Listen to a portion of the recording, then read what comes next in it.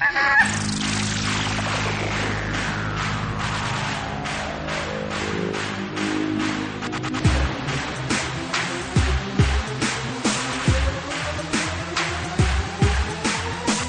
listening to Basically a Sports Show. Follow us on Twitter at Basically Sports. Subscribe to our podcast on iTunes. And download every episode and more at basicallyasportshow.com. Now here's your hosts, Zach, Greg, Mike. And you're listening to Basically a Sports Show. Shall we try this again?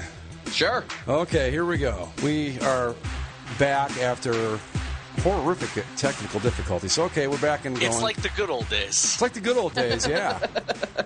Like the good old days. It's a throwback. Hey, it's Thursday. We could throw back on our 2-year anniversary celebration. To think when I was on our YouTube account today and I saw that you could do live streaming stuff, I thought, that might be fun. Nah, not after tonight. Forget it. Out of the question.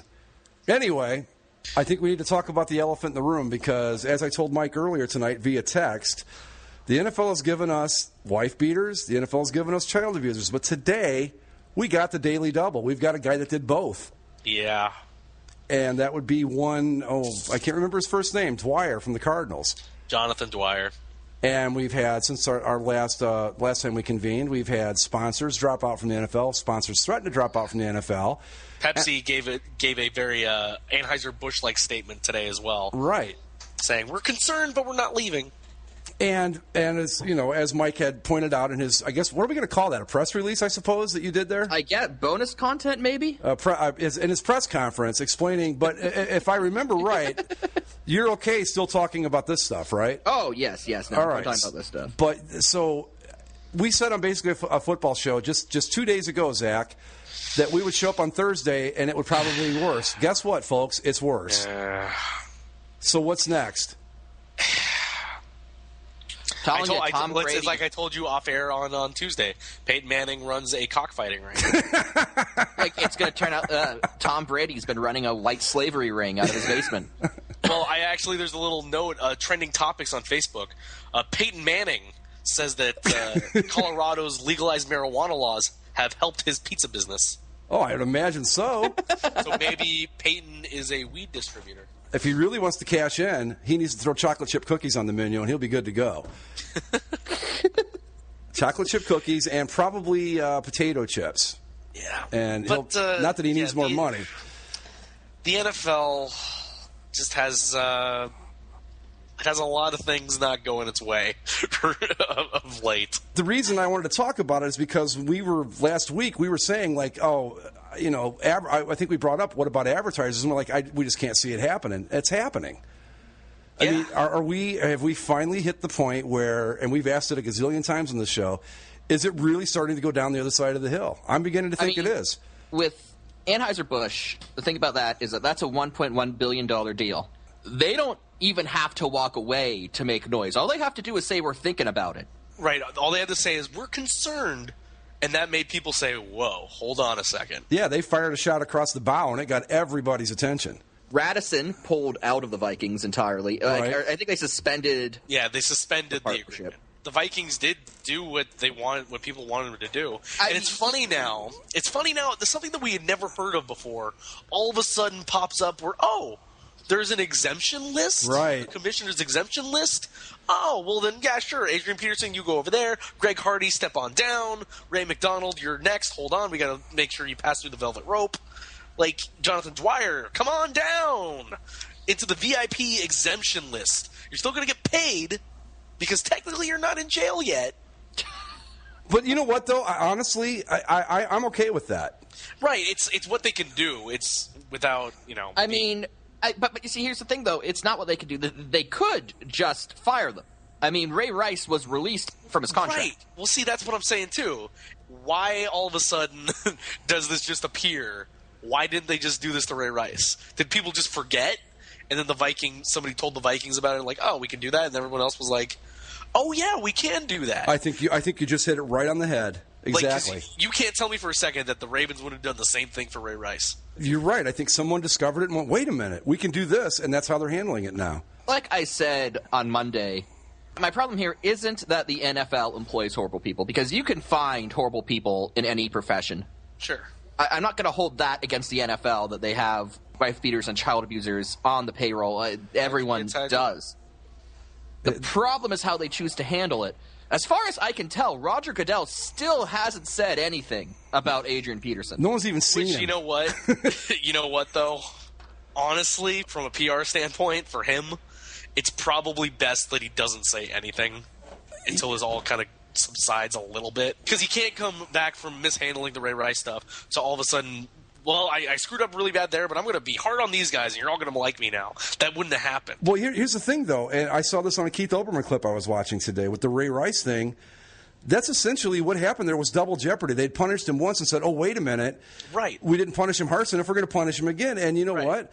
According to the NFLPA agreement, I believe you're not allowed to do that. That's something I brought up when it happened, because I obviously don't want to defend Ray Rice, but him and his lawyers and the union is fighting this not because they're trying to support Ray Rice, but because if they don't, they lose their right to it. You know, the interesting thing, and we're talking about doubling back, is that, yes, the Vikings did place Adrian Peterson on this exempt list, whatever that entails, but only after they agreed they said, we're letting him play. That's the absurdity of the whole thing. This is why I wanted to get to this so badly tonight, because on Monday, when you and I talked about this, I said, I think you made a very compelling case. And then, damn, if we didn't watch the following 3 days, everything play out exactly the way you say it does. Everything that you had a problem with, we have seen illustrated beautifully in the 3 days since that you made the announcement. It's just crazy. And the Vikings, my God, how can you take them seriously anymore? Oh, we're going to sit them down, which was the right thing to do. We get our asses kicked. Oh, wait a minute, we're going to let due process play out. That was the big thing.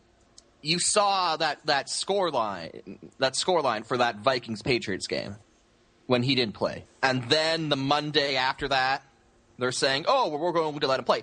As I said on Monday, at least Al Davis would have been honest about it. At least Al Davis would have been like, did you see us on Sunday? We suck. Well, and the thing that's driving me the most nuts about this is the Vikings could have just said, hey, you know what? We fucked up, and we fucked up bad, and we're going to make it right. Nope. They've tried to PR their way around this whole thing, and it's just so ridiculous. And where do we go from here? What happens now? What's next? And I don't mean like which player is going to be next. We'll find that out on Tuesday. By Tuesday, we'll know who the next player is. But what do you do now if you're the NFL? I don't know where they go. I mean, I think the only thing they can do at this point is just hope and pray to God that nothing else of this magnitude happens. Like Tom Brady doesn't run someone over with his car while drunk. Right. Well, all they have to do is hope that they stay relative. I mean, and at this point, it's the key word here is relative, because relatively clean, because they're not going to stay clean. The NFL is no longer clean, never was, never ever will be. So they just have to stay relatively clean in regards to things of, domestic violence and child abuse. Well, it's not even a matter. It's not even a matter of staying clean necessarily. It's a matter of responding to it with an appropriate punishment.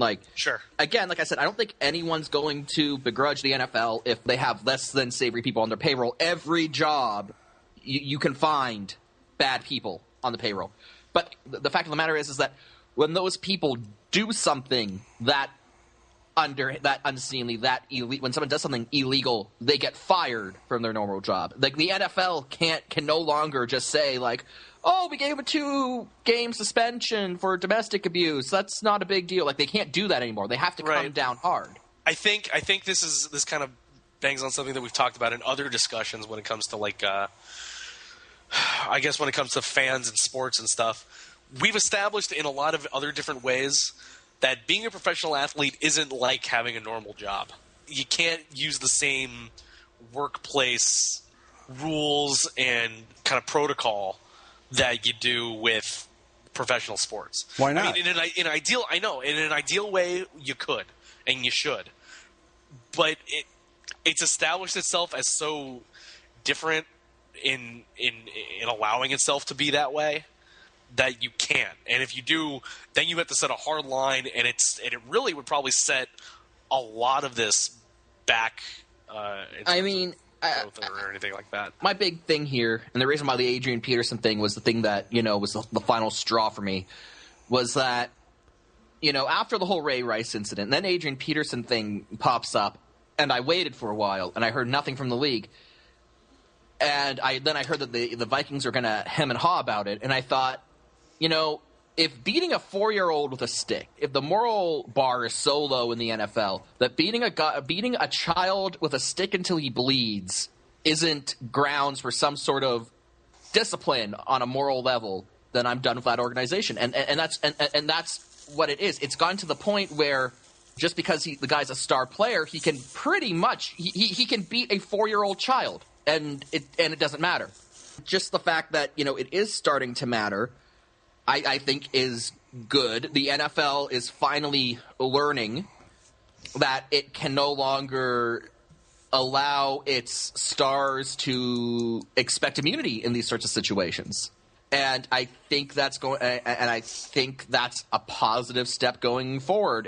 Look, the NFL is a business. At the end of the day, if they need to be scared into doing the right thing by their sponsors, then so be it. But as long as some sort of moral precedent is set at the end of this, then personally I'll be happy.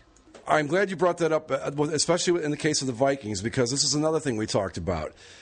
If it was a star player, what would happen? And we saw it. We saw what happened. They sat him down. They said, oh, my God, we lost. We need our best player back, which no one's surprised by that, but it went against their very own precedent. There were 4 other players over the past however many years it's been that got into trouble, and guess what? Every single one of them was sat down and cut, and that was the end of it, except Adrian Peterson. We're talking about the Minnesota Vikings here. Again, to make Mike's point, is that I can completely understand why you look at that and you go, this is just such nonsense. But my question is this with the Arizona Cardinals now, with Jonathan Dwyer. Bruce Arians says there's no place for him, blah, blah, blah, this and that. They said he's gone. But here's my question. Is it sincere, or is it because of what we've seen happen in the past 3 weeks? Well, and see, that's the other thing why I think Roger Goodell hasn't come out and done anything, at least over the last week. Because anything that happens in the immediate is going to be seen as reactionary, especially if it's a harsh penalty. But whose fault is that? That's their fault. I know it's their fault because they let it go to this point in the first place. But that's the other thing is really the best thing they can do right now is just kind of not do anything, and just kind of let it be as it is. Because any reaction is saying that you're being reactionary, you're being a little too hard-handed. But then any sort of lenient punishment, it's too lenient. So the only thing they can do is throw their hands up in the air and say, what do you want from us right now? There's not a clean way to fix it. There is. I have the perfect solution, and we'll get to it when we're done with this. I know exactly how to solve it. What's your clean? You want to fix the NFL right now today? What, cut everybody? No. What you have to do, it's very simple, really. You have to do what baseball did back after the Black Sox scandal in 1919. You say, okay, you know what? Roger Goodell and however many people that you feel are part of the problem along with him, they've got to go. And you bring in a hardline guy. The first thing he does at his first press conference is he sits down and he says, this is exactly how we're going to handle this, this, and this. The domestic violence thing, if it happens, guess what? We're going to put you on that exempt list, and you're not going to play until the matter is settled. It's simple as that. The funny thing is, Roger Goodell was the hardline guy. I know. That's what's so strange about all of this. But he was. But he never sat down and put together a protocol or guidelines. And that, in my opinion, right now, that is the only thing that saves this league at this point. I mean, right. It has to be done. I think we've established that Goodell needs to be fired. But I think the thing that you're kind of leaning to there, and I agree, is whenever the new person comes in, the commissioner is no longer the head of discipline.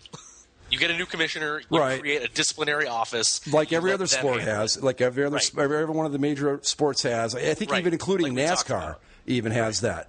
Really, at this point in the game, especially with these things just happening one after the other like this, that's the only solution. Because no matter what happens from this point forward, like you said, Zach, no matter what anybody does, you're not going to believe any of it because it's all still part of the same hypocrisy that's been going on all along. So somebody has to come in and say, this is the way it's going to be, and that's that, and there won't be any question from this point forward. I'm going to clean this up, and I think that solves the problem. But, again, will they do that? Who knows?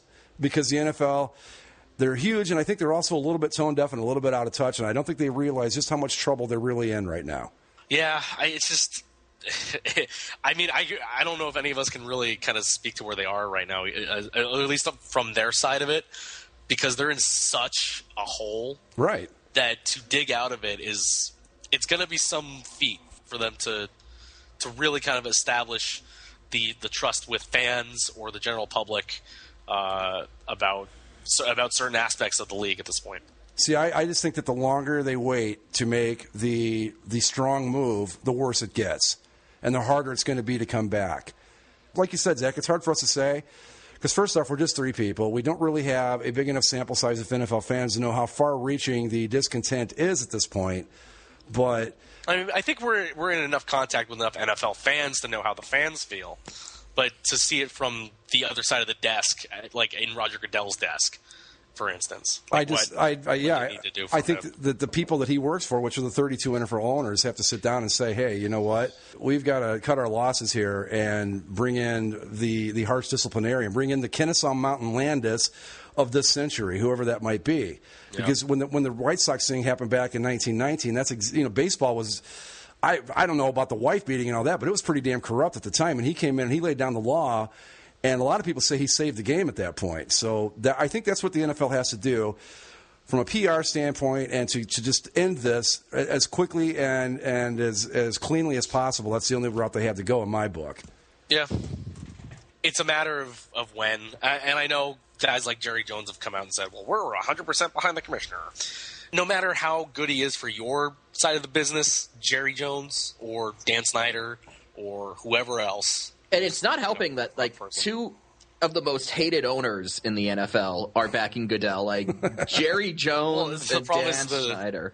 They're also the 2 of the most vocal, so you just see them more often than not. One because he's a blowhard, the other one because he's an idiot. You can pick which one that is. I think that applies to both of them. That's what I meant. You can pick which one you want to apply it to.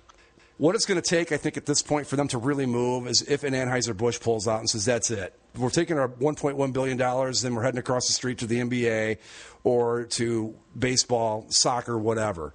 And if that doesn't happen, this is just going to keep going on. But it's going to take an Anheuser-Busch and a Pepsi to just go, you know what, screw this, we're done.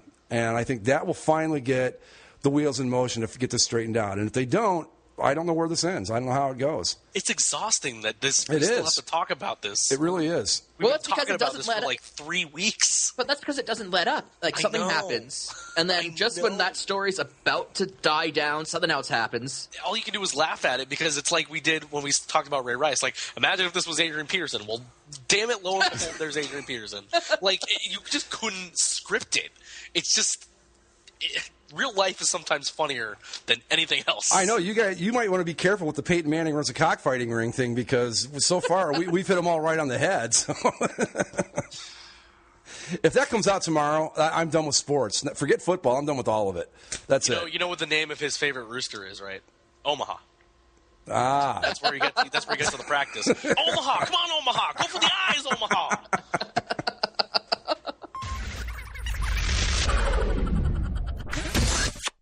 What do we want to move on to next? Our Los Angeles Angels of Anaheim are the official American League West champions. Yep. The Orioles and Nationals have also clinched their divisions. There is still good stuff in sports, believe it or not. There's still a lot of good stuff. Yep. Hockey training camps open today. Yep. Even though the Blue Jackets are low ball or the Blue Jackets and this Ryan Johansson thing. Oh God. Have you been following this, Greg? No, yeah. I don't want to. Here's the thing. The Blue Jackets aren't even low-balling him, but they're so fed up with the negotiations, they've actually come out, like, they're throwing him under the bus. Because they're coming out and they told the media, either today or yesterday, about the contract offers they've offered him, and that he just keeps saying no. Are they reasonable contract offers? This is what they offered. John Davidson, the president of the Blue Jackets, came out and said that they first offered him $6 million over 2 years. Okay. He said no. So then they came back with $32 million over 6 years. He said no.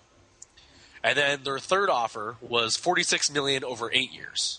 And he said no. So that's a little over $5 a year. The thing is, and what it seems like he wants, based on what the years that they skipped because they went from 2 to 6. Right.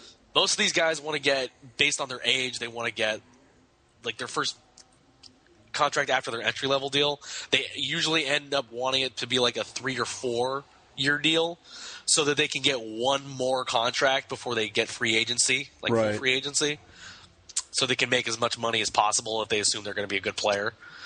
So that's just what it seems like is the years thing. I think the money looks fine. The money's more than fine. I mean, that's a good compensation for the kid because really he's only had one good consistent season. Yeah, and I don't remember exactly, but I think that his stats last year, a lot of it was kind of backloaded towards the second half of the season, if I remember right. Right, and so they're trying to hedge themselves a little bit, but at the same time, he's trying to cash in while he can. I can't blame him, but I also can't blame them. I mean, I think he's going to be a good player. I can blame them. Can you? I can, yeah. I mean, okay, Columbus is in a very tenuous situation. You finally started to turn the ship around. You finally started to instill some sense of hope in the future in this, what has been a very loyal fan base, but it's always sort of been on the edge. It's always been a very shaky situation. You finally started to get things going in the right direction. Don't start screwing over your younger talent. That's my concern in all of this is that, look, Columbus, you're not in the position to start playing hardball with a lot of these guys. You're not. You got to keep as much of this team together if you want to establish any kind of long-lasting success in this league. And the Blue Jackets are also drawing a line in the sand because they told him to not show up to camp. So he's at home in Vancouver right now. He's not even. He didn't even report to training camp, and not because he was not going to report, but they said if you don't want to sign the contract, go just stay at home. The thing that bothers me the most about this is that he's one of your best players, and whether right, wrong, or indifferent, why do you want to piss him off like this right before the season's going to start? You know. Let's say he signs tomorrow. That's not going to take away any of the ill will that's taken place before all this. There's a better way to tell somebody, hey, you know what, we're not going to pay you this. I mean, you don't just go like, fuck you, we're not going to pay you. Sit down and explain your reasoning or something. I don't know. I think I'm with Mike on that. It's just you don't want to start screwing with your talent. And I don't know. I hope he signs, but it's still there's a couple bells that are not going to be able to unring in this, I think. Yeah, but at the same point, you can come back from these things. I mean, the Ducks dealt with it with Paul Kariya early on in his career. They did it with Bobby Ryan. The Kings did it, I think, just 4 years ago with Drew Doughty. How'd that work out with Paul Kariya, by the way? Well, I mean, he ended up staying and being very productive until he decided to do his garbage again and leave.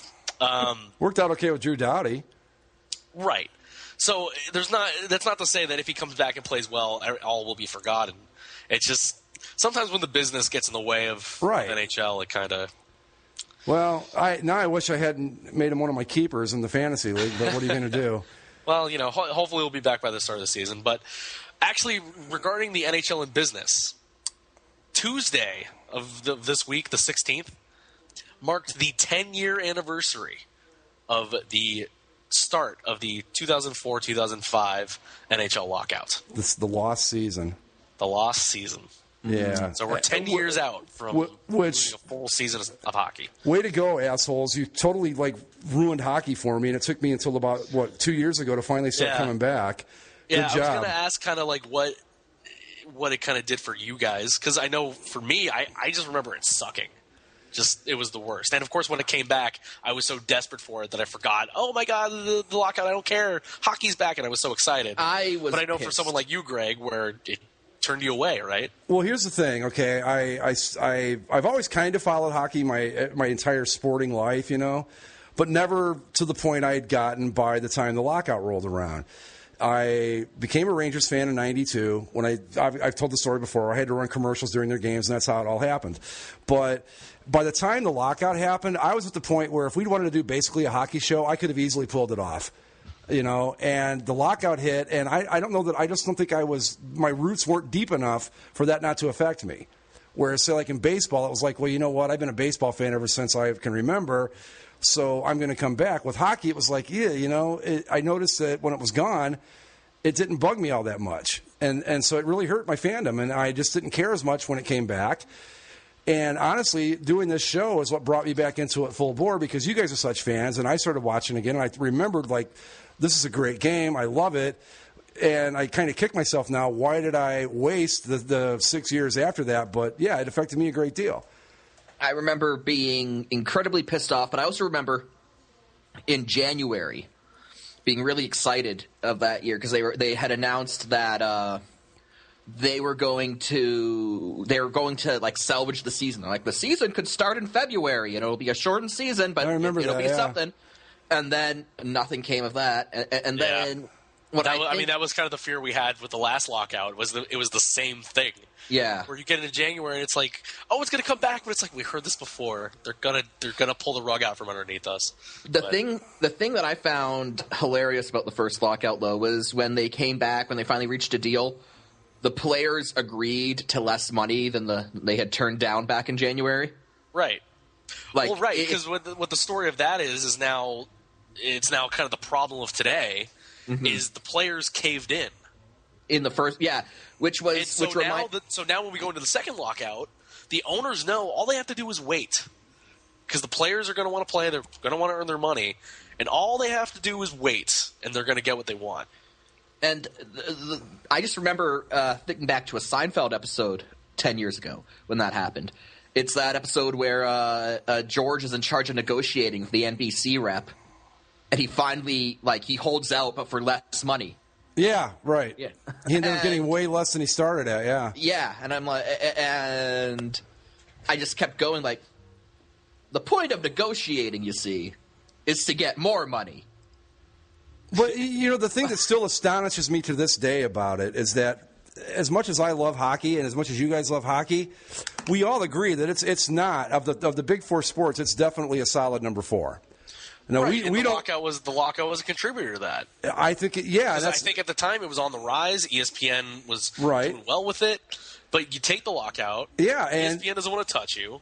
Right. And you have to build up from square one with a lot of these people. If you remember when they came back, the NBC rights were free. They got no money for that. Nothing. The NHL had to pay NBC, and they were on OLN. Yeah. They were on a show that had bass fishing as its regular staples. You'd be watching the duck hunting show, and then the NHL pregame show would come on. It was ridiculous. But it just, to me, it was like, you're not that ingrained in the American culture, especially in the new markets that they had, in the South, to blow a whole season like this. And it just astonishes me to this day. I still can't believe that one of the major four sports went an entire year without a season. It just didn't happen. It wasn't like 94 in baseball where they played up to a certain point and then it ended.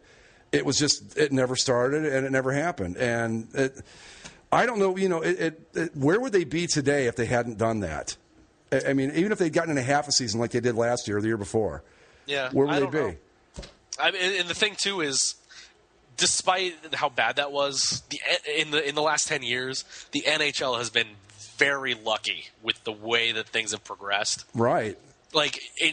If it wasn't the Blackhawks doing well and the Bruins doing well and the Penguins doing well and the Red Wings doing well and et cetera, all the legacy teams doing well, if it was Ottawa and Tampa and Dallas and Arizona that were winning Stanley Cups or whatever. If the Western Conference Finals was the San Jose Sharks versus the Nashville Predators, then no one would have cared. Yeah. It's just such a, I remember back before it happened that if we were going to go out for a night and there was a game on that we wanted to see, we would tape it. That's how big of a fan I was before the lockout. And it just, that's why you can't let a whole season go by like that, because people just get into different habits. And then when it came back, it was just so weakened and so, the free NBC rights, OLN. I don't even know if I could even tell you what channel it was on. I know it was Outdoor Life Network, but you couldn't find it. The worst part about it coming back was the thank you fans on the ice. Yeah, in retrospect, how damn demeaning is that to throw that on the ice? Mm-hmm. Well, they had to do something. I remember when we were talking about in the last lockout, if they had come out last year and had thank you fans on the ice, I would have thrown things. I would have pissed on it. I think we even used it in a little retrospective we played at the end of our anniversary show. Yeah. Where you said you would drop your pants and piss all over it. Because that's what it would have deserved. Yeah. Because thank you for sticking around and being mindless lemmings. No. Yeah. But that's the thing, though. When you're a hardcore fan, they know you're going to come back. That's the problem. And it didn't. Canada came back running to the NHL. What exactly do you want us to do? Way to go, Canada. You couldn't watch curling or the CFL and make a point? Nope. Well, like, that's the problem. Is like, as much as I want to say that it hurts, you know, all I could think of as my memory of it was like, damn, this sucks. And then when it came back, I think honestly, while the lockout might have killed your fandom, Greg, I think the lockout might have ramped up mine. You know, well, see, that happens too. I remember because it was gone for so long that I was so excited to have it back that I just went full bore into hockey more than any other sport I had ever gone into. I was the same way after the baseball strike in '94. I mean, when the '95 season finally started, I think 2 or 3 weeks late. You know, I was like, "Oh, right, you know, it's back and all that." It didn't kill my fandom. It you know, brought it down quite a few levels. I never stopped being a fan. I still watch the Stanley Cup Finals and all that, but I just wasn't interested in the day-to-day stuff anymore. Whereas before that, like I said, I would tape games if I was gone. The big thing, I mean, with Canada, the whole OLM thing, like that never came up here. Like the NHL always has a place on like the first rung cable and broadcast networks up here, but the big, I mean, they're too polite to put it on anything less. Yeah, exactly. Also, I mean, we could put you on like the Manitoba Life channel, but you know, I mean, that would be just a little too disrespectful. And I mean, it's Canada's game, right? So I guess we gotta keep it on the CBC. And I mean, you couldn't put Don Cherry on Manitoba Life channel. No, he's gotta be on the CBC playing out of Toronto, so we can talk to all of us Ontarians, you know. I mean, I'm just saying. I mean, for sure, it would be bad if the NHL went away because you know we like it and you know we don't want to or anything and be like, no, stay there, don't you come back. We'd be like, oh no, please come. Here's a fillet of moose. Fillet of moose. What do you put on filet of moose? Do you use steak sauce on that or what? Oh no, it's a maple base. It's a maple glaze with a powdered beaver tail that you just throw on the backside there. Gives it a nice kick.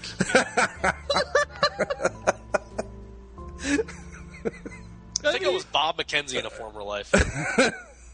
But I mean, Bob like and Doug McKenzie. like Rogers gives them what? Was it $5 million or five? It was $5 billion, right? Yeah, with a B. $5 billion For Rogers the gives NHL them last year. Yeah. for the NHL packages. Yeah. So, and now they've got Mark Messier hawking Rogers stuff all over Canadian television. $5 billion with a B? Yeah. Yeah. Holy hell. Canadian dollars. So. Yeah, well, they're pretty good dollars these days. And they got people playing hockey on the back of them. Come on. Yeah, they're made out. Actually, no, they took that off. No. Oh no! They took the little shinny game off the back of the five of the fiver. Yeah. Don't the back. We still have the toonies though, right? Those still exist, right? Can't lose our goose. No. The toonies are the polar bear. Oh, the loot. Right, sorry. I haven't used. I'm more of a credit card guy now, so I don't use the paper money. And plus, I'm trying to save trees because you know, Canada we have trees. Wow. I don't know. That's where that one ends. See, The back of the $5 bill now shows the Canada arm from the space shuttle. oh, that's cool.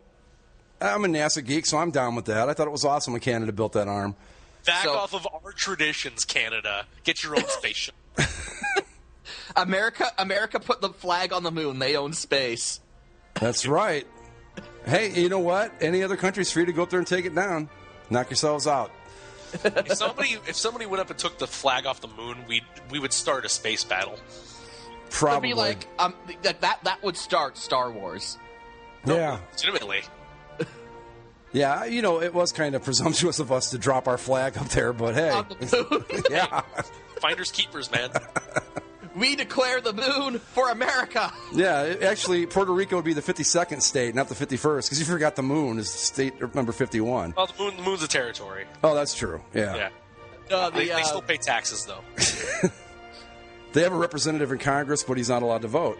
Right. I totally forgot what we were talking about after I wanted to get back to the NHL and OLN. Okay. did see a couple of their broadcasts, and the pregame show had the most JV-looking set.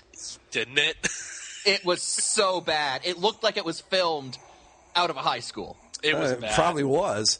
It was pretty awful. The graphics were huge. Yeah. Took up the entire top third of the screen. And poor Mike Emmerich, they put him on OLN. It's like, oh, what are you doing? Anyway, I don't honestly remember much about the OLN years. Yeah, it's no, good. the It's set- good that you don't. The set was. We fought for the set airtime was with terrible. Lance Armstrong. Oh my God, that set! I think that the set at my TV station's about as good as that. Did you look it up? Yeah, and that's not a compliment, folks. Yeah.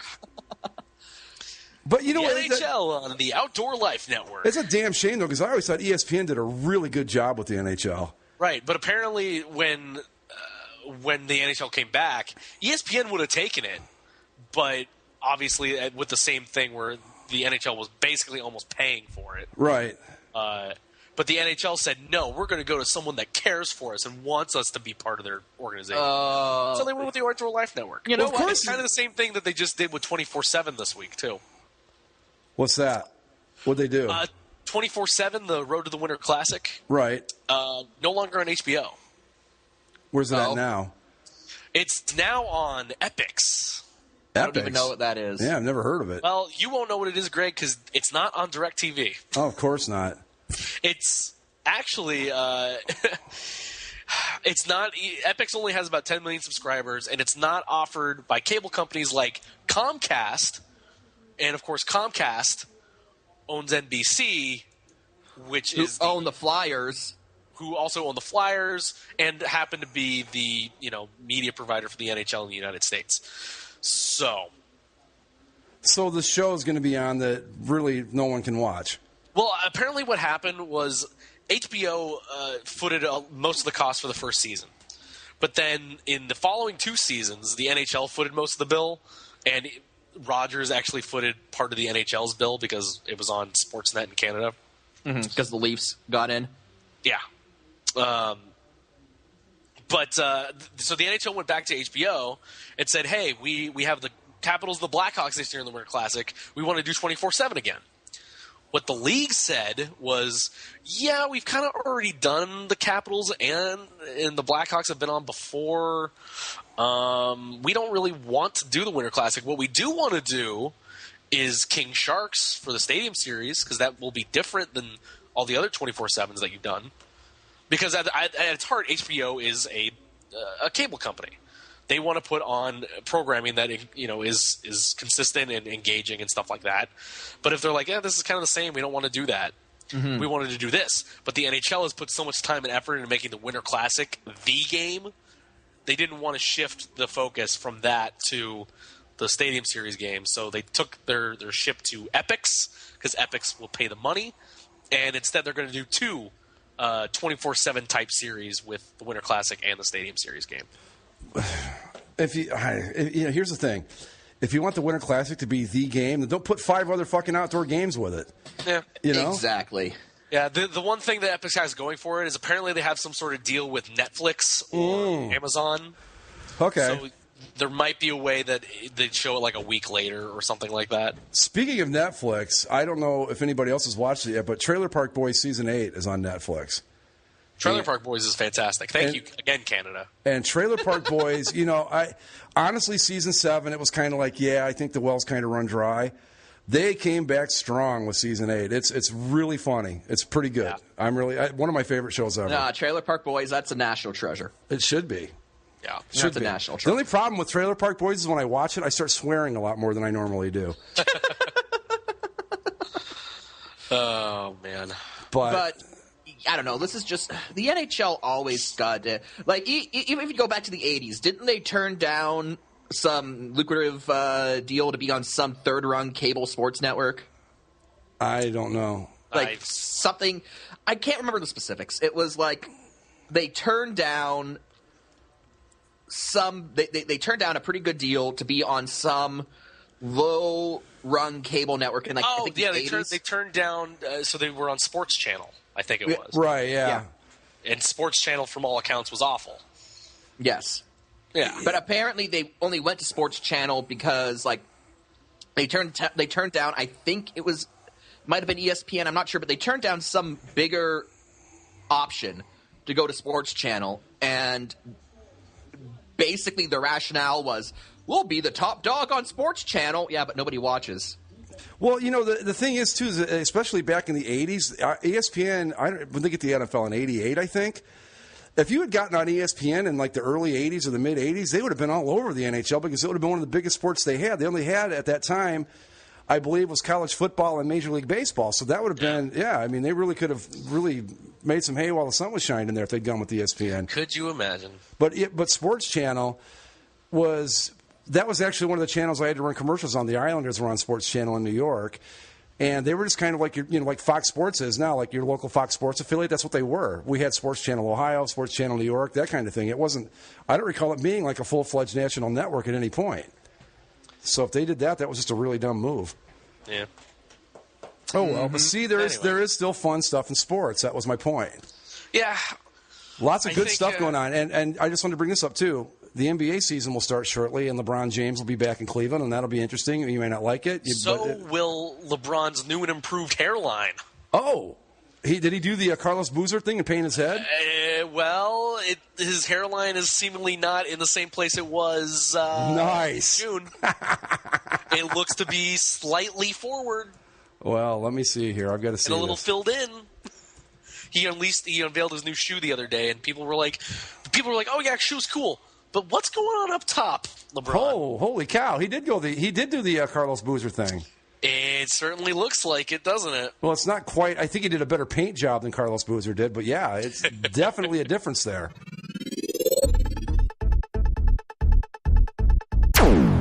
Ladies and gentlemen, Zach's Tabs. Zach's Tabs! So, a championship was awarded last week, gentlemen.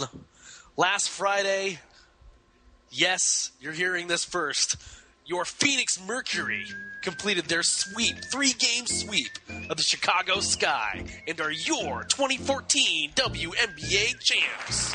All right. I didn't even know that the WNBA finals were being contested. No. I actually did, believe it or not, but I'm not going to lie and say that I knew because I follow it. I found out completely by accident. So I did, but not of my own volition, no. So such a compelling storyline, and this didn't make the top hour of every sports show in North America? Bad enough that it didn't make ours, which is just shame on us. Yeah, bad journalism. On our part, yeah. Especially when we've got a journalist in our midst, and boy, did we blow that one. Yeah, I dropped the ball, guys. And we'll get them next week. Hopefully I can make up with this. Today, excerpts from an authorized biography of Teemu Selanne entitled Teemu. That's original. They did some of the translations have come over, and there's some really damning quotes between Teemu and Ducks head coach Bruce Boudreau. Really? Oh. Selanne says, if we had any other coach, I'd still be playing. Yeah. Wow. Wows that make you feel? While Anaheim trailed the Kings 3-0 at the first intermission of Game 7, which right, yeah, I remember. Selanne knew it would likely be the last of his NHL career. He took out his phone between periods to text his wife and a couple friends, quote, "fucking joke." Yeah! Wow. It would have been wrong if we had won a Stanley Cup with a coach like that, said Selanne. Everything started well, but then my ice time got smaller and smaller, just like the previous year. Anything Boudreau had said wasn't true. After Teemu went to the Olympics, he had a really good in one meeting just before the Olympics, Selanne said he left confused after being instructed to, quote, give harder passes. Oh, excuse me, I forgot. Hold on. Harder passes. Following a Game 7 loss to Detroit in 2013, he claims the coach apologized for giving him just 12:55 of ice time and told him they had planned to use him more in the power play in the next round. Quote, Selanne said, that was an unbelievable explanation. And the really damning one... Hold on a second, people. I got to tell you something. Where did it go? Okay. I waited after everyone had left the ice. This was between after Game 3 when the Ducks lost 3-0 in Dallas, and Selanne was scratched for Game 4. So in between the two games after practice, Teemu said he had waited for everyone else to leave the ice and skated to Boudreau. I yelled at him right to his face what I was thinking. I asked what he had against me. I told him that since he became our coach, he has not respected me one bit. He has not put me on the ice when we played 5-on-3 or 4-on-4, and when we were one goal behind in the end of the game. Be honest for one time and answer. He just stammered that decisions were not his alone and that it was a group decision. I asked which group, and he said GMs and scouts. I yelled at him, whoa, what kind of coach are you if you don't even decide the lineup? He tried to skate away, but I just yelled that I wasn't finished. I told Boudreau, if you ever want to win something in the playoffs, you're going to need me. Nobody else wants to win as much as me. So let me ask you, what do you think about all that? Is he right about the coach? Here's the thing. Teemu, first off, I never in my wildest dreams ever imagined something like that coming out of Teemu Selanne's mouth. But, I mean, this is an authorized biography. He said this to the guy. I can only take it as true, which I assume it is. Well, let me stop you right there. So, because this is so out of character for him, does it carry more weight, do you think? Yeah. Okay. Yeah, because it just, usually Teemu, if Teemu's frustrated, he'll say it and he'll say what's going on. And yeah, I could tell he was frustrated, but I just thought it because here's where I back up Boudreau. Teemu just didn't look good. Right. Yes, he had a really good stint in the Olympics, but when he was playing when he was getting more ice time with the Ducks, when he would show him out there, he was being exposed. He wasn't playing well. In the playoffs when he was complaining about being sat down, he hadn't scored a goal in the last 11 games, and over that time he only put up 4 assists. And yeah, a couple years before that he led the team in power play points. And yeah, his ice time had dripped a little in the last 2 seasons, but I would argue that the lack of ice time was because of his effectiveness, not because he wasn't ineffective because he wasn't getting more ice time. He was getting less ice time because he was becoming ineffective. Right. So I think this is just more of Teemu being a passionate guy that, of course, like he said, nobody wants to win more than him, and I believe that wholeheartedly. But, he just wasn't looking good. Trust me, I would love to still have Teemu in the NHL and still be on the Ducks, but it probably wouldn't be a successful year for him this year. The other thing that he said in the thing is that he had such a rift with Boudreau that after I think it was 2 years ago or maybe even last year, he actually fully considered contract offers from the Winnipeg Jets, which of course would make sense. Toronto! And this would have broken my heart. The Los Angeles Kings. Oh no! He would have said to pull out a gun and shoot you at that point. It would have been more humane. I couldn't have even imagined. Having Teemu traded to San Jose early in his career sucked, but that wasn't his decision. If he had chosen to play his final season with the Los Angeles Kings, like I said, he would just pull out a gun and shoot you. It would have been more humane, I think. Yeah. So. Well, that's some harsh words, man. But yeah. So now it's. I mean, but now it's up to Boudreau to reel it in. Let's look at Boudreau's track record, though. Yeah. It hasn't been the best. No. I mean, there might be something to say, and there might be something to these harsh words of Teemu Selanne. The guy's proven that he can't get it done in the playoffs, and his past of Alexander Ovechkin. Yeah, Ovechkin had issues with him too. Says that, at first you thought, well, maybe Ovechkin's just being a Russian prima donna, but maybe in light of this, maybe Boudreau just doesn't know how to handle star players. Well, as far as I can tell, Getzlaf and Perry like him, and they put up, pretty high numbers. I mean, Getzlaf had the best year of his career last year, nominated for the Hart Trophy as MVP. But it's coming from a lot of different angles, and I think it was just maybe Teemu being frustrated that he wasn't playing well, and he thought that, well, if you shouldn't, just because I'm not playing well, you shouldn't dock my ice time. I'm going to be effective. It just sounds to me. There's 2 ways to look at it. It's either Boudreau really is an incompetent idiot, or Teemu was getting into a Brett Favre phase of his career where he was just kind of needed to hang it up. Yeah. So I think it'll be interesting to see how it'll be interesting to see how Boudreau deals with his comments, because I know these came out today, but I don't know if he spoke with the media today or not. I'm sure he will tomorrow when the players start getting on the ice for camp. And I know I'm gonna go to training camp tomorrow to get my first look at the boys. I don't know, man. I mean, again, I'm hardly a hockey expert, but that Ducks team to me, I think they were at times they looked like the best team, one of the best teams in the league. On numerous occasions when I watched them, and to just again, these things happen in any sport. What happened in Game 7 against the Kings, but I don't know. But here's the thing, and it's gonna be one more shot with me with Boudreau when it comes to the playoffs, because I have no doubt they're gonna do well. But here's the thing that disgusts me. The last 2 years, when the Ducks have exited the playoffs, it was Game 7 at home against Los Angeles, and the year previous was Game 7 at home against Detroit. And in both of those games, it looked like the Ducks weren't ready. It looked like they gave up. It looked like they were ill-prepared. Right. It looked like they wanted to be anywhere else but in between those boards on those two games specifically. So I don't know if that's a Boudreau thing or if it's just a weird quirk of sports. Give me one more shot with it, and if the same thing happens, I'm prepared to dump them. I mean, that's the thing. Because this team is too good.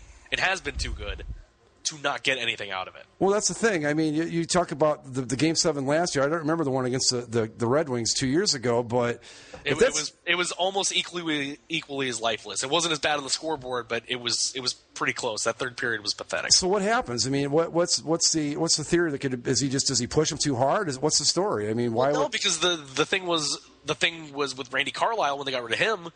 The rap on him was that he pushed him too hard. And that Boudreau was the more open, free-flowing, hey, let's go play and have fun type of guy.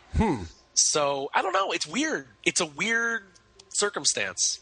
Well, we'll see how it plays out. I'll be curious to hear what Boudreau has to say about it. Yeah. And, I mean, just to make it more damning, the Hockey News, our good friends of the Hockey News, they when they released their predictions the other day, I thought it caught my eye because the predictions say, the Anaheim Ducks are Stanley Cup champion prediction if the Blackhawks or Kings don't do it. Ouch. In their mind, they think that the Blackhawks and Kings are so far ahead, the favorites to win the Stanley Cup, either one of those two teams, that they said, well, just in case if that seems to falter, we're going to pick the Ducks also, just in case. So, we dealt with how dumb the Hockey News can be over the summer. Yeah, I was going to say, they think that, I forget some of the logos they thought were better than others, but it's hard to take them seriously after that. Speaking of logos, did you guys notice the New York Mets controversy? Oh, yeah. As you know, the New York Mets logo pictures a skyline in New York City. But suspiciously, the Mets official Twitter and Facebook this week, they started using a slightly altered version of the logo. At the far right, they changed the United Nations tower, and they had sliced the portion of it off so it looked similar to the top of the Citigroup Center. The problem is, even though the building is called the Citigroup Building, Citibank has not owned that building in 13 years. They've switched back because people noticed, and so they made a big deal about it. And maybe it was just one of those they were trying to slip a little subliminal advertising in there, and it blew up. But yeah, I heard about that, and then it turns out the fans were not at all happy about it. No.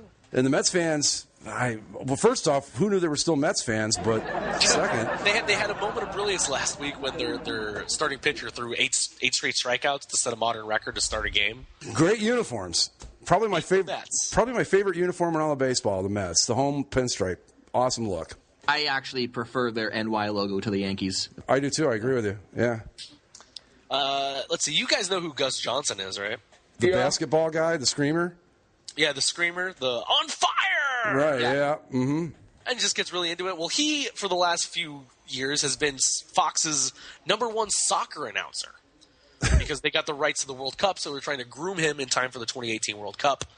But 29 months after his immersive training in soccer began, he has stepped down from the role. So there's why? #1 soccer announcer. Did he say why? He said initially he said he has an impending wedding and he wants to spend more time with his family, and that doing all the soccer assignments was going to send him abroad. And last year when he had to work the Champions League final, his mother was actually dying in the hospital, So he didn't. What a pansy! And apparently, he and Sandy Koufax, no commitment. And apparently, the other thing that Fox is saying that they heard it, but it wasn't a part of the reason.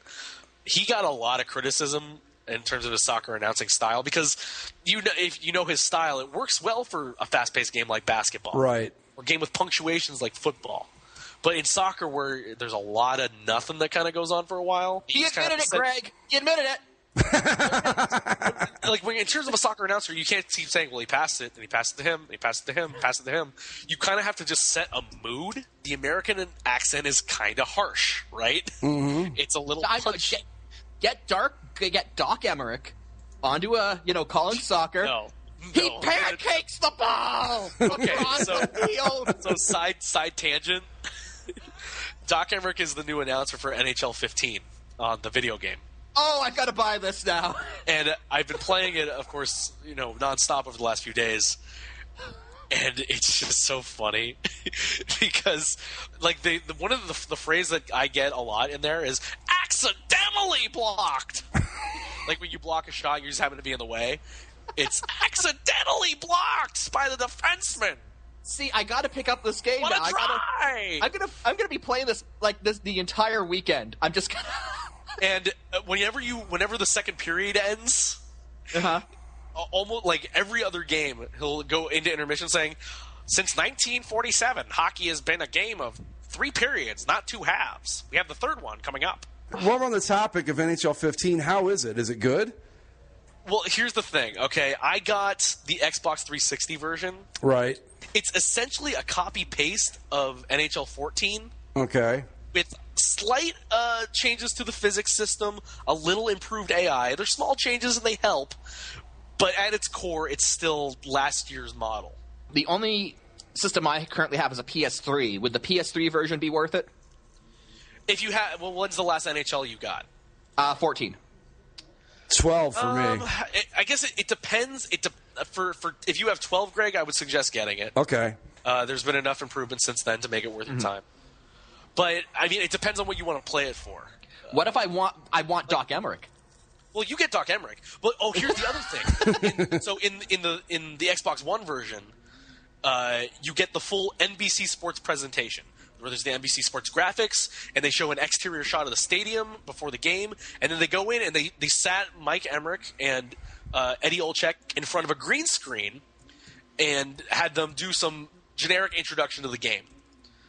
But on the Xbox 360 and PS3 versions, you don't get that. You hear Doc Emmerich, you can hear Eddie Olczyk, and you hear Ray Ferraro. And if you think I'm good at a Canadian accent, Ray Ferraro is better.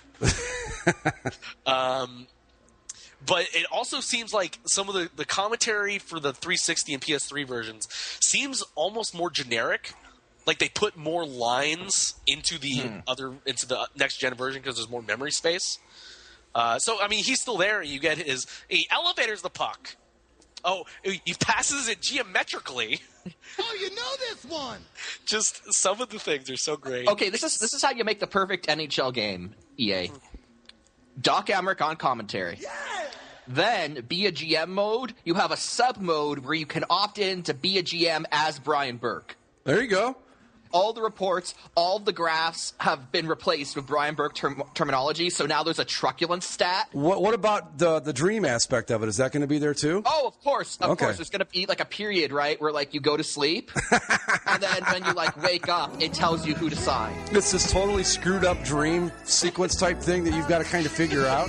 It's like Jerome McGinley as a midget dancing in a red room.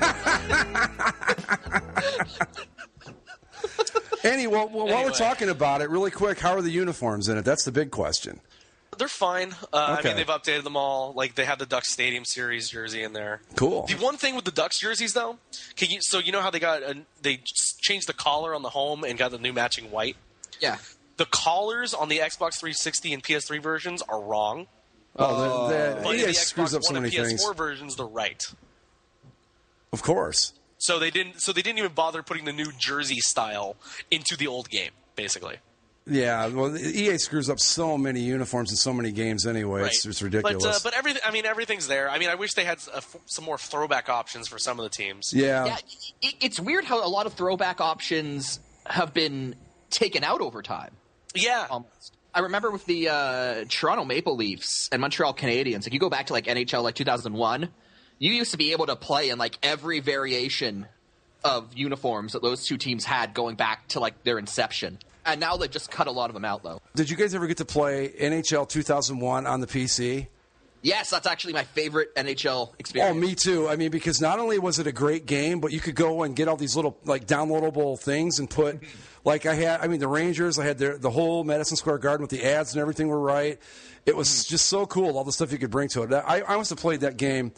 God, I got to think I played at least 12, 13 seasons in the year that I had it before the new one came out, and I bought the new one and it sucked, so I went back to the old one. But oh my God, it was the greatest game ever. NHL 2001 PC, go get it. Yeah. Most of the players, yeah, it's awesome. It was great. It's too bad. It's probably my favorite one, all things considered. Yeah, me too, easily. I mean, God, I played the shit out of that thing. But anyway, go ahead, Zach. What's next? NHL 94 is still the best, but. I actually started with NHL 95, which is pretty good, too. Let's see. As far as things that I have left here, Coca-Cola now we're back Surge. Really? For like a day. They offered it on Amazon to pre-order, and it sold out in like a matter of hours. What is Surge? Surge their was Mountain Dew. Right. Oh, okay. Coke was their Mountain Dew answer to Pepsi. All right. So you could have bought special brands of Surge Cola online. I remember back in the mid-'90s when that stuff came out, and there were stories of kids going into like shock because there was so much caffeine in it. Do you guys remember Jolt? No. No? Next, Greg tells us if we've tried Dr. Old Timey's tonic water. Oh, Jolt wasn't that old. It was back in the... Hold on, I'm going to find out. Dr. Jones Cola, made with real sugar. Hold on a second. Cures all ailments, it does. All right, okay, never mind. Wasn't the original Coca-Cola supposed to be a medicine? Yeah, it was supposed to... No, it was a soft drink all along, but it had cocaine in it. It had cocaine in it, but it was marketed as a medicine. It would be prescribed to people. Okay, I'm sorry. Yeah, Jolt is a little before your time. It was 1985. Yeah, but it's been around. It was around until 2009, so fuck off, both of you, on the age thing. There you go. But back to Coke, yeah, it was prescribed. I just watched a thing on it a couple days ago. It was prescribed as a medicine, had cocaine in it, and those were the days. Yeah. So what's up with Jameis Winston? What's that all about? Okay, you know what he said, right? No, I don't. Okay.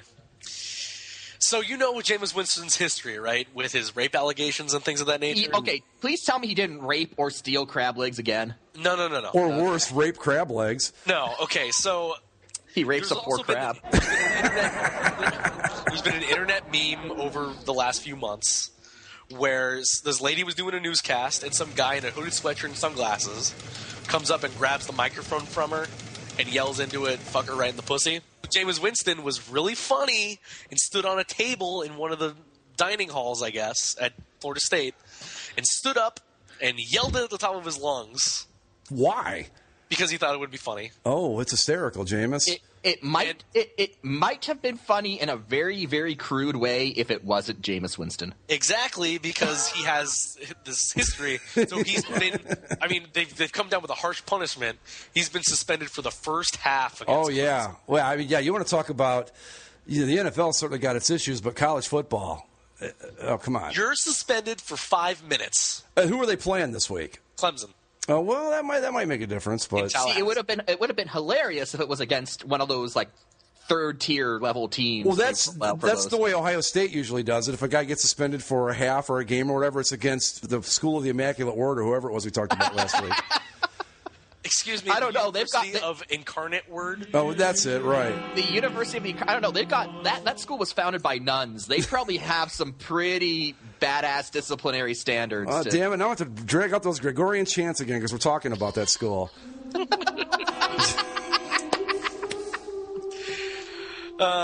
I'd like to think that you go there and it's like a medieval abbey where like you have to go study, right? So you pull this old tome off of a shelf and then you like throw it down on this old wooden like oak desk and you've got this one candle as your light source as you crouch over reading as a nun like sternly walks by the aisles of a ruler. The last thing, I have to send you a link to this one because it's a photo and you need to read it. Okay. It turns out that Malaysian news editors are very committed to being accurate in their craft. Okay, let's see here. For those that can't see the picture, what it is it's a picture of a Malaysian news article. And they're talking about 50 Cent and how much money he earns. And so they took the money at the bottom and they said United States $260 million, and they converted that into Malaysian money, which it says RM $795 million. So with 50 cents, They converted they converted him. converted his name into Malaysian dollars. So 50 cents American, if you needed to know, is $1.50 in Malaysia. That's so awesome. in Malaysia, is he $1.50? Yeah, I was just going to say the same thing. Can we start calling him $1.50 or something like that? Also, okay, this is a very special edition of Mike's Tabs. Actually, he's only got one tab. Mike's tabs! There we go. But check out the cycling uniforms of the Colombian women's cycling team. All right. Check this out. Ooh, there's something, aren't they? Holy cow! Those aren't transparent. Those are flesh-colored. But they catch your eye. Holy shit! Yeah. Yeah. I need to see this bigger. Scroll down. Oh, wow. Well, from a distance, man, that's Well, the thing that makes it better is because since they're cyclists, they wear a comforting pad between their legs because of the seat, and it gives you an illusion that okay. Wow. Yeah. Well, see, from a distance, I'm like, what the hell? They're not okay. Yeah. Well, what's the reasoning behind this? Just to be shocking, basically? Probably Well, it worked. get the sponsor some views, even though no one's going to look at the sponsor. If I was a sponsor, I'd be like, God damn it, nobody's going to look at my logo. I saw the first picture I saw. It's kind of far away, and I'm like, how the hell are they making the pant legs stay up? But yeah, that's some good stuff. All right, way to go, Colombia. Before we go, even though there'll be a decision, let's have an update. Oh yes, Scotland. What are we updating? Scotland. Oh, okay. Current count, 16 of the 32 districts are in, so half the districts are in. The vote to stay in the United Kingdom, 55.90. The vote in favor of independence, 44.10. Scotland's going to be sticking with the United Kingdom. It looks like. It looks... Yeah, that's what looks to be happening. This one says at 4:34 a.m. Scottish time, 15 councils have actually declared their I've got it on the results. BBC, and I got 16 at the moment. But I'll take the BBC over the Mirror. the exit polls that were released at around 5:30 our time, 10:30 more or less British Standard Time, had it pegged at a 54-46 vote in favor of staying in the UK, and that looks like where we're at. But the important thing to keep in mind is that a lot of the big population centers haven't reported in yet. So what are the chances, seriously? Because what is it, 55? Would you say 55 what? It's currently 55.9 to 44.1. I don't see them making that up. Even though the big areas haven't voted yet. The big thing was the very first district to report in was the delightfully British named Clockmanshire, the city of Clockmanshire. That was pegged as a solid independence battleground, a solid independence district, but right. But the pro-UK side ended up winning 53.8 to 46.2. So That's a bad sign. it looks like God save the Queen. And Where do you fall on this? Like, Mike, you're all about all things United Kingdom. Do you want independence or not?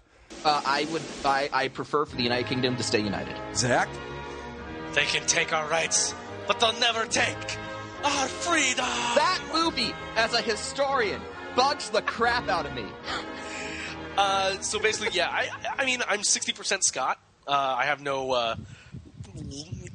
actual ramifications to whether it happens or not. But sure, I'd like an independent Scotland. Why not? Okay, fair enough. As long as the Union Jack stays the same, I really don't care what happens because it's an awesome don't know, flag like and they don't need to mess with it. The Lord Chancellor of Arms and Banners has said that. God damn it, Britain. It's great You because bunch of pompous pricks. Because we've got technically all the same institutions in Canada, because the Canadian government is basically copy and paste from the British government. Well, yeah. So we've got all those... Of course, they were too polite to remove the titles and power, of course. Well, it's like, that was the whole point. We politely asked for our independence. Like, we'll keep the Queen. Yeah, which we recapped brilliantly on the show at one point. We'll keep the Queen above the Prime Minister there, Yeah. But just for politeness sake. Yeah, the Canadian government breakdown that Zach did was one of the finer moments in our history, I believe. But I'll have to isolate that and put it in my reel. See, I can be a Canadian talk show host too. I got it down perfect. You'll never know I'm from California. He's got ready. Oh yeah, the Leafs. I mean, they gotta fire Randy Carlyle, right? I mean, come on. We get your reactions. Phone in 949. Call into the Score. We're ready to take your phone calls. Oh yeah, Jimmy from Mississauga. What's up, Jimmy? Yeah, I think that Randy Carlyle should be fired as well. But just maybe give him a nice pension so he can still survive and feed his kids and whatever. Yeah, that's a really great point. It's like I'm listening to talk radio. Let's go back to Mike out in Kitchener. Mike, what are your thoughts? If they're going to fire Randy Carlyle, at least they can do it politely. Don't be too harsh. Sit him down nice. No, I mean, they'd probably invite him in and give him a scone or something of that nature. A coffee from Tim's. Maybe an ice cap as well. It'd just be right and politeful. So we'll be taking more of your calls at the other end of this break. Right now, let's have a message from our sponsors, Tim Hortons and the Beaver Hunters Association. Take it away, Chris. And on that note, any final thoughts, guys? My final thing I'm going to say, oh, Canada.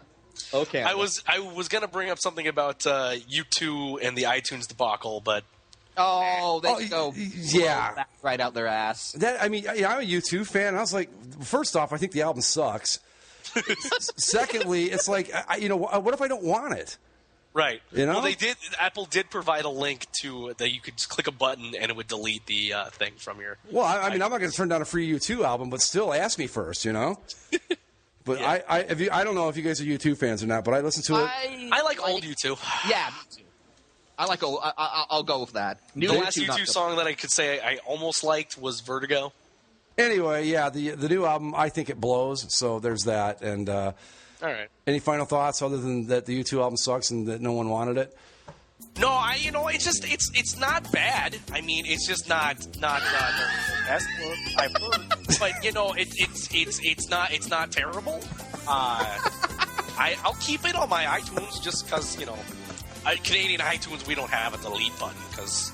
Well, it would be rude to delete it too, wouldn't it? It would just be rude and unpolite and of that nature. So nobody wants to hear that their song's been deleted. Come on, right? That's going to do it. We will see you all next time right here on Basically a Sports Show. So I don't know.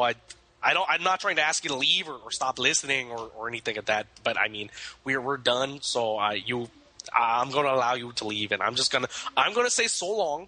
And maybe you could stick around. I mean, we have some waffles and pancakes on the griddle ready to go with some. We just tapped the tree outside for some syrup and. But I'm going to go over here. So just so long.